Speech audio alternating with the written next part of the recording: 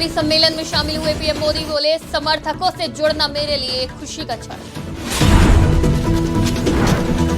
PM Modi ने केरल के लोगों से की खास अपील, 22 जनवरी को हर घर में जलाएं श्री राम ज्योति। अमित शाह ने सीआरसीएस के नए कार्यालय भवन का किया उद्घाटन, बोले हम 19वीं सदी से सीधा 21वीं सदी में आएंगे। रामलला के दर्शन करने जाएंगे केजरीवाल, सपरिवार अयोध्या पहुंचेंगे सीएम अरविंद केजरीवाल। गुरु गोविंद सिंह की जयंती आज, गुरुद्वारा रकाबगंज साहिब पहुंचे जेपी नड्डा। नमस्कार, आज की खबर में आपका स्वागत है। मैं हूं आपके साथ शिखा मेहरोत्रा। शुरुआत करते हैं आज की बड़ी खबरों की। प्रधानमंत्री नरेंद्र मोदी आज केरल के एर्नाकुलम में भारतीय जनता पार्टी के शक्ति केंद्र प्रभारी सम्मेलन में शामिल हुए। इस दौरान सम्मेलन को संबोधित करते हुए उन्होंने कहा कि भाजपा के उन समर्थकों से जुड़ना मेरे लिए हमेशा खुशी का क्षण है जो राज्य में भाजपा को मजबूत करने के लिए काम करते हैं। विपरीत परिस्थितियों के अलावा हमारे पार्टी कार्यकर्ताओं ने यह सुनिश्चित किया है कि भाजपा चमके। मैं सलाम करना चाहता हूं। साथ ही कहा, हमने त्रिशूर में नारी शक्ति सम्मेलन के दौरान केरल की महिलाओं का सम्मान किया, साथ ही उन्हें आगे बढ़ाने के लिए भी प्रयास किया। केरला में बीजेपी को सशक्त करने वाले आप सभी कार्यकर्ता साथियों के बीच आना मेरे लिए हमेशा बहुत ही सुखद होता है। विपरीत परिस्थितियों के बावजूद केरला के कोने कोने में कार्यकर्ताओं की अनेक पीढ़ियों ने बीजेपी का झंडा बुलंद रखा है। केरला बीजेपी के कार्यकर्ताओं का सामर्थ्य कितना बड़ा है, ये हमने कुछ दिन पहले त्रिशूर में हुए नारी शक्ति सम्मेलन में देखा है। मेरा जीवन का बहुत बड़ा हिस्सा तो संगठन के कार्यकर्ता के तौर पर काम करते हुए ही बीता है। इसलिए अपने अनुभव से मैं कह सकता हूं कि इतना विराट सम्मेलन एक मजबूत संगठन ही करा सकता है। ये दिखाता है कि केरला में आप सभी कितनी अधिक मेहनत कर रहे हैं। प्रधानमंत्री नरेंद्र मोदी आज केरल दौरे का दूसरा दिन है और पीएम मोदी ने कहा कि 22 जनवरी को अयोध्या में प्राण प्रतिष्ठा समारोह है। इस दिन केरल के सभी लोग अपने अपने घरों में श्री राम ज्योति जलाएं। केरल में पूरे सद्भाव के साथ श्री राम ज्योति जलाई जाए। केरल के लोगों का प्रेम मुझे अभिभूत करता है। देश में स्वच्छता अभियान चलाएं। राम मंदिर के मौके पर मैं भी 11 दिनों का अनुष्ठान कर रहा हूं। प्रधानमंत्री ने यहां शक्ति केंद्र प्रभारी सम्मेलन को संबोधित करते हुए कहा, हमने त्रिशूर में नारी शक्ति सम्मेलन के दौरान केरल बीजेपी पार्टी के कार्यकर्ताओं की क्षमता देखी। मैं अपने अनुभव से कह सकता हूं कि केवल एक मजबूत संगठन ही इतना बड़ा सम्मेलन कर सकता है। मेरे लिए बहुत सौभाग्य का दिन है। सुबह मुझे गुरुवायूर मंदिर में भगवान गुरुवायूरप्पन के दर्शन करने का सौभाग्य मिला और अब मैं केरला की ईश्वर रूपी जनता जनार्दन के दर्शन कर रहा हूं। मुझे यहां केरला के विकास के उत्सव में हिस्सा लेने का अवसर मिला है।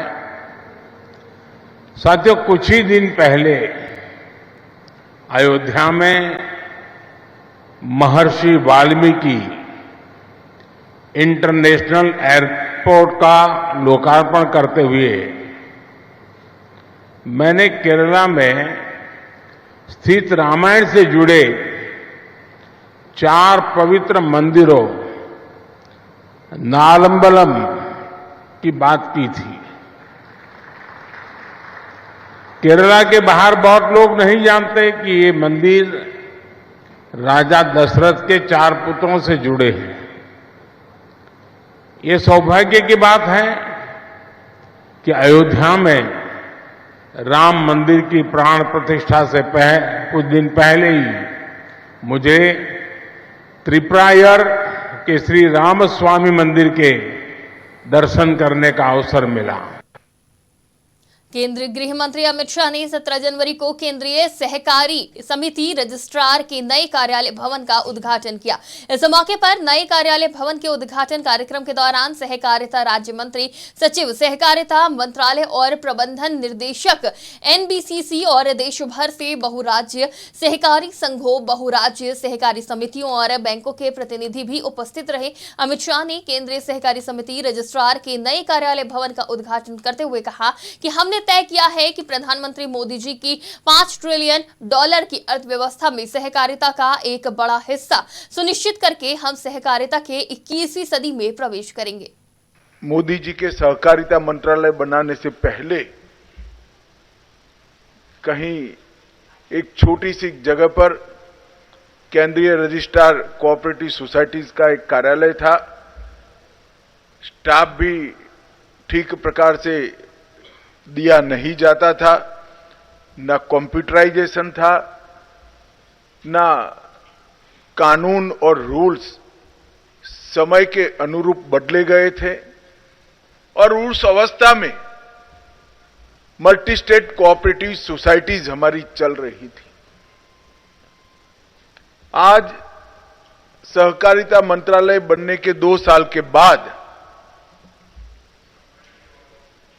Multi state cooperative society act में 98 संशोधन के हिसाब से सारे परिवर्तन कर दिए गए हैं।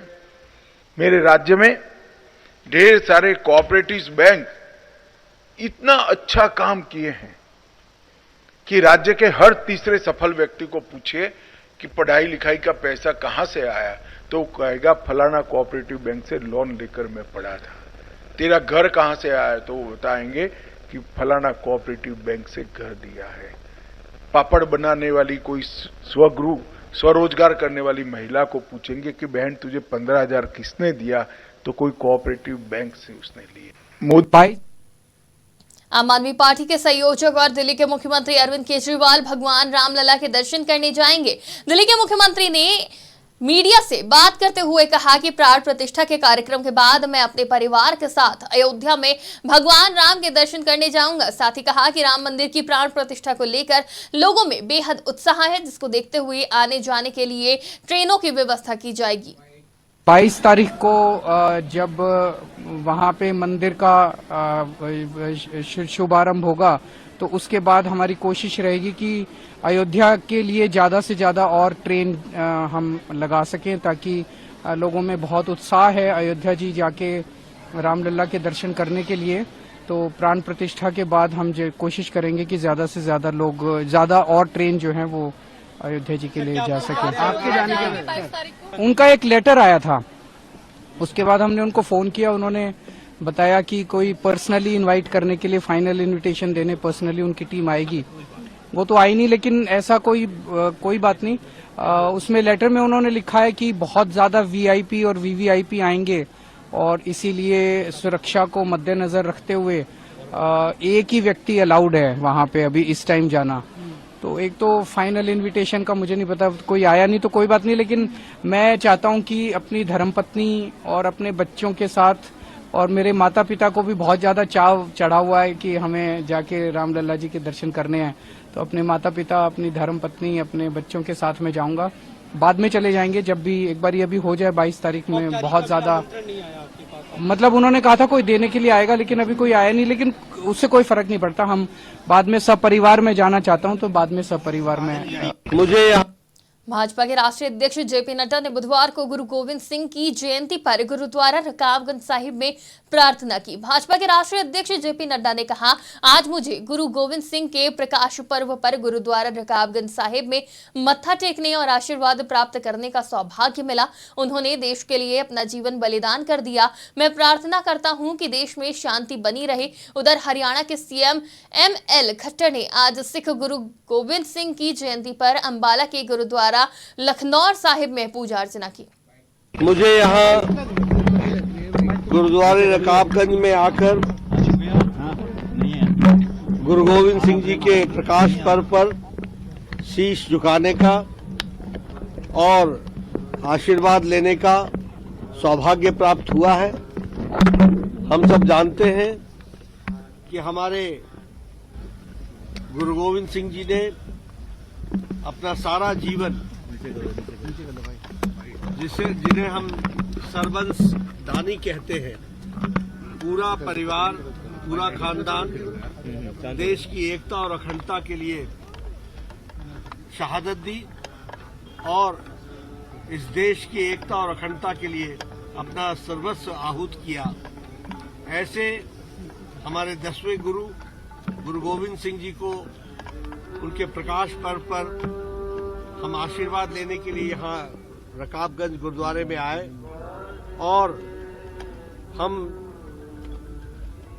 कामना करते हैं कि देश के अंदर अमन, चैन, शांति और देश मजबूती के साथ आगे बढ़े और हम गुरु गोविंद सिंह जी के बताए रास्ते पर चलते हुए समाज को एकता और अखंडता के साथ आगे बढ़ाने में उनका आशीर्वाद हम सबको प्राप्त हो।